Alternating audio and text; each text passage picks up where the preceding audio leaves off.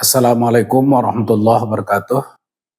Hadirin saudaraku dimanapun berada, kali ini kita menyampaikan sepintas tentang barzakh dan kubur. Alam barzakh, kita selalu mendengar itu.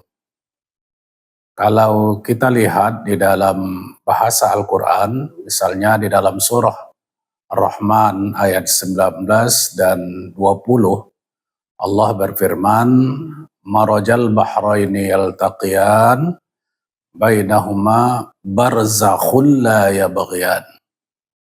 Jadi bertemu dua laut yang tawar dan asin, bainahuma barzakhun, di antara keduanya ada pemisah, ya. Ada pemisah, pembatas, sekat, tapi sekat itu tidak kelihatan. Sehingga dengan demikian, kalau ini kita jadikan rujukan, maka barzakh itu adalah satu alam yang memisah, ya, antara kehidupan dunia dan kehidupan akhirat. Tapi alam itu tidak bisa dilihat sekarang ketika kita berada di dunia ini. Kalau kita lihat juga di dalam surah Al-Mu'minun ayat 100, Allah berfirman, a'udzubillahi minasyaitonirrajim, wa min waraihim barzakhun ila yaumi yub'atsun. Pada mereka itu ada barzakh, pemisah. Disitulah nanti mereka, termasuk siapapun, diantaranya orang kafir dan semuanya, sampai hari dibangkitkan, hari kiamat nanti. Jadi dari sini yang kedua, barzakh itu sementara. Setelah manusia dari dunia kemudian masuk ke alam barzakh itu sifatnya bukan kekal abadi, tapi itu sifatnya sementara sampai nanti dibangkitkan Allah Subhanahu wa taala di hari akhirat. Nah, barzakh ini secara bahasa seperti yang kita sampaikan tadi ataupun pengertian yang lebih luas itu berbeda dengan kata kubur. Kalau kubur itu adalah tempat di mana orang yang sudah mati, yang sudah wafat ditempatkan, dikuburkan. Tapi bagaimanapun juga sering juga disebut di dalam hadis dan juga di dalam berbagai literatur itu juga adalah alam kubur.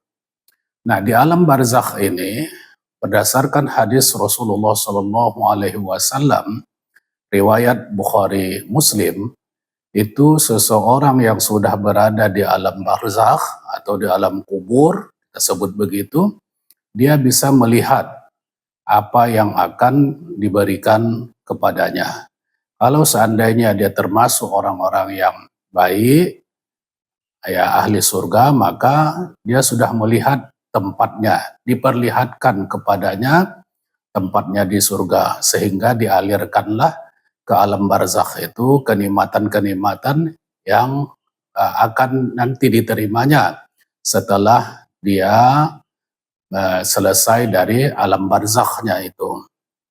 Begitu juga kalau seandainya seseorang orang yang durjana, yang durhaka, yang melanggar aturan-aturan Allah, maka kepadanya pun bisa sudah diperlihatkan. Dia bisa melihat di mana dia akan ditempatkan nantinya di akhirat, di neraka, dan dialirkanlah kepadanya di alam itu siksaan-siksaan atas semua pelanggaran dan dosa-dosa yang dia lakukan. Ketika seseorang dan siapapun yang sudah berada di alam barzakh ini, di alam kubur ini kita sebut begitu, dia juga bisa melihat apa yang terjadi di alam dunia. Nah, dari sini dapat kita pahami bahwa alam barzakh itu tidak bisa kita lihat, dengan mata manusia yang ada di dunia dan sifatnya sementara. Itu juga lah alam kubur yang mana di situ kita sudah ataupun setiap orang sudah diperlihatkan kepadanya di mana dia nanti akan ditempatkan Allah Subhanahu wa taala. Hadirin sekalian, terkait dengan alam kubur atau kubur itu di dalam Al-Qur'an ada setidaknya 7 kali disebutkan Allah di dalam berbagai surah.